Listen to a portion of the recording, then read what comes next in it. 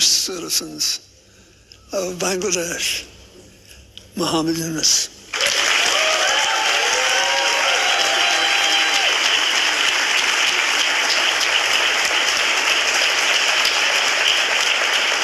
Thank you, Bill.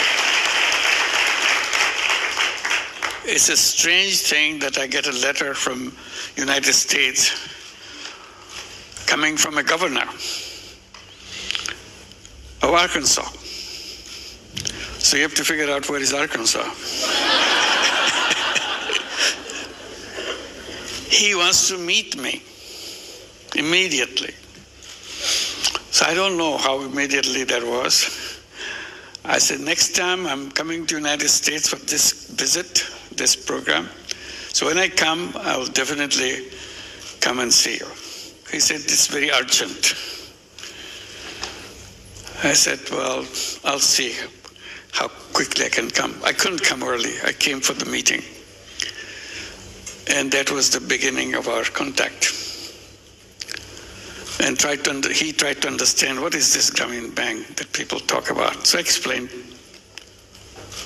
And both he and Hillary sitting there in the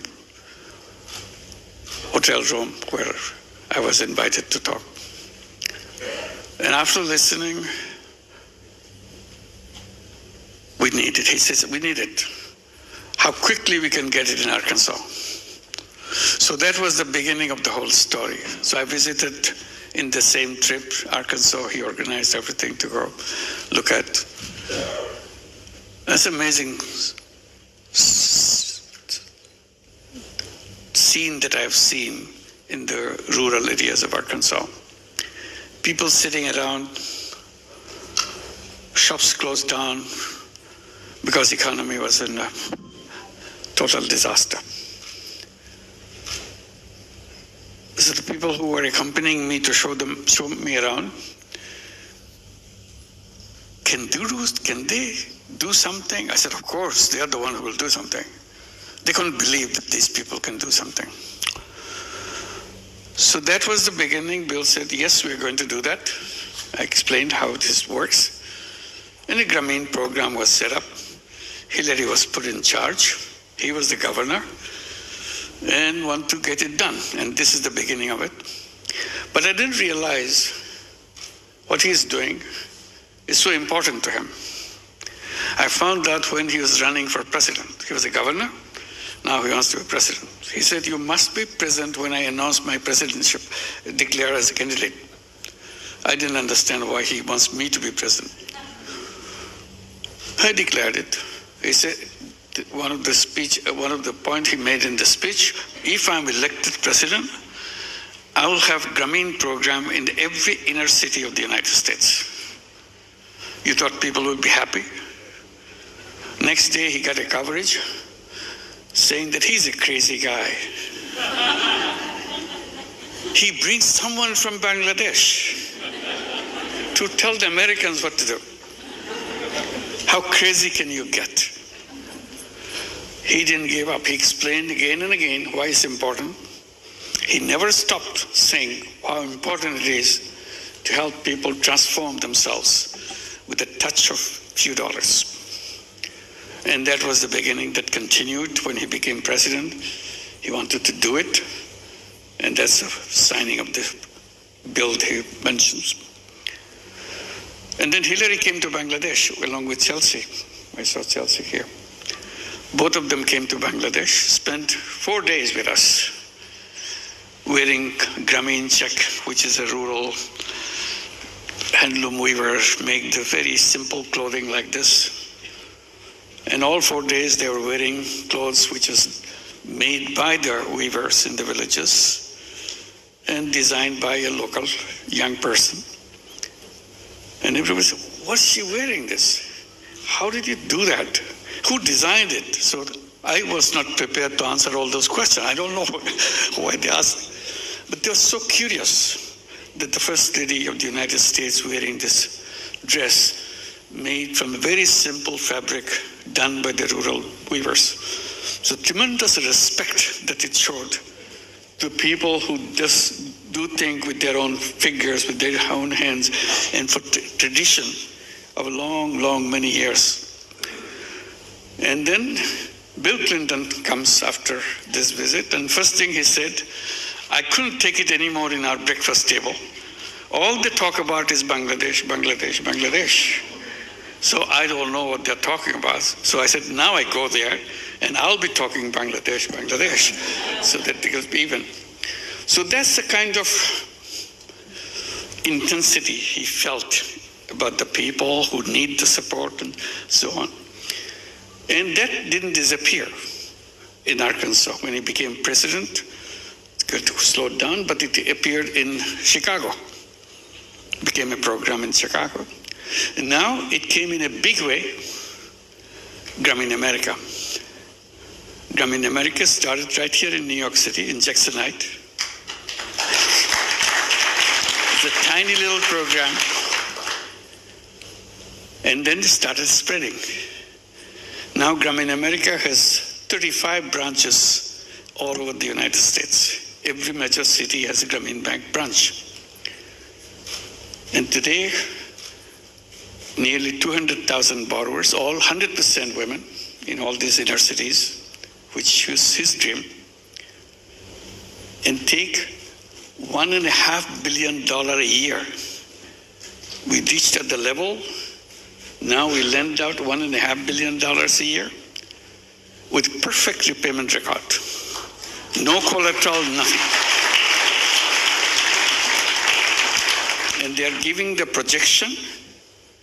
So in the next 10 years, we'll be reaching a level with $4 billion a year kind of loan duration. It's an amazing story, what he began. And the time he began, we became a bank, formal bank, got a license in 1983. It was a tiny little thing at that time. Bill invited me in 1986. Can you imagine? So his radar is catching signals where it's this tiny little thing. You still don't know what it will be like. But he wanted it to be in Arkansas. So that relationship between me and Bill and the family goes a long way, inspiring me to do things. And it continued that way. I was a regular participant of CGI ever since it began. But then got disconnected. I'm very happy to be back here. It's wonderful. You've heard a lot of stories about Bill Clinton, but probably many people don't know the story that I know. And I saw him very close range, what he is all about.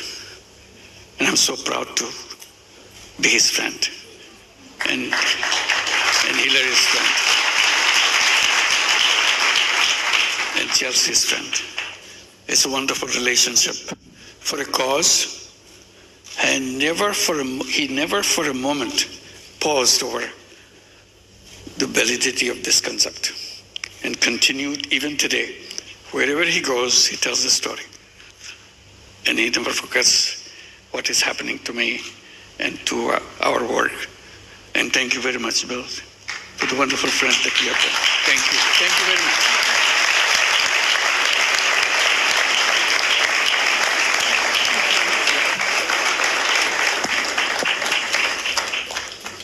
Well, you're the only old guy I know who was ever drafted for his eminent position by the young people of his country and doing what we all must do. We all have to stay in the future business. Absolutely. And he is a walking testament to its riches. I'm very, very proud of you, very grateful for you. And I think all of us should wish Bangladesh well and do what we can to support them. Somebody has to fund the first loans, then the rest get repaid. Thank you. Thank you, and God bless you. Thank you. Let me just add a little bit on the Bangladesh situation now. It's quickly. because these are the young people that I've always been talking about, that the young people are the ones who should be leading the way, because old are kind of getting old-fashioned. So how to make things in the eyes of the young people and create the new life, create the new world for themselves. While I'm speaking on that theme, I didn't realize what will happen in Bangladesh. Suddenly all the young people of Bangladesh got together and said, enough is enough. We are not going to tolerate it anymore. And they didn't. They sacrificed themselves in front of the bullets fired by Bangladeshi government and sacrificed their lives. Yeah, I just saw some video going on. So they just stood there, said, how many of us you can kill? We're here, kill us. But we are going to change the world, change Bangladesh. And that is the promise they made, that they want to create a new Bangladesh, Bangladesh next version, with the youth version. So this is the commitment they made and invited me after the previous government left the country. So invited me to head the country. This is what I'm doing, trying to implement what the dreams of the young people had promised to the nation, how it can be done. The whole nation, they mobilized the whole nation together. It's not just the young people. Every single person in Bangladesh support this cause. And I'm very happy with the support and the people of the United States to make that happen. And the sky's the limit. They want to make this Bangladesh called New Bangladesh. They said we put the reset button, old is gone. So now you build the new Bangladesh on top of it. And the images of our dreams. And this is a Bangladesh of the dreams they will make. Some of the leaders of the student movement are here, I guess. Yeah, we'll just here. Can you stand up? Can you stand up?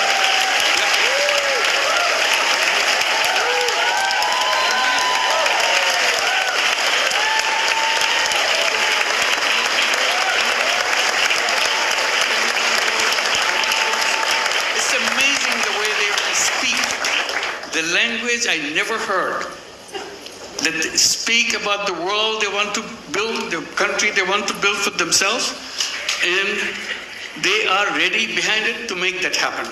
So please help them, support them, so that their dream comes true. And this is the responsibility we take together, and you'll be here with us in that dream, making that dream come true.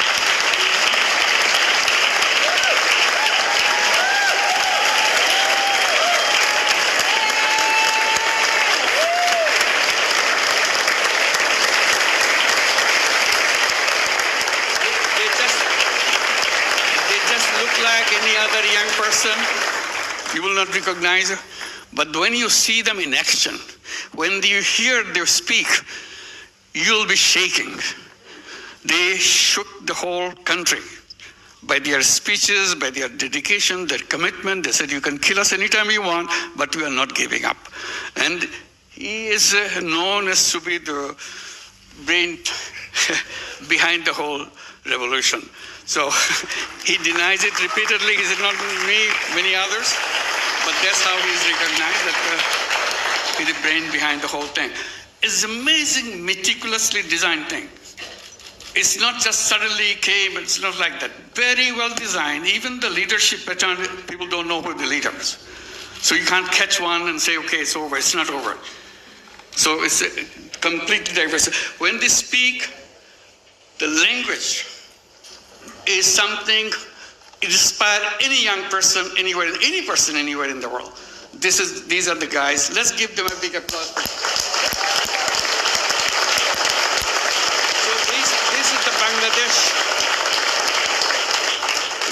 They are the one creating the new version of Bangladesh. Let's wish them a success. Thank you very much.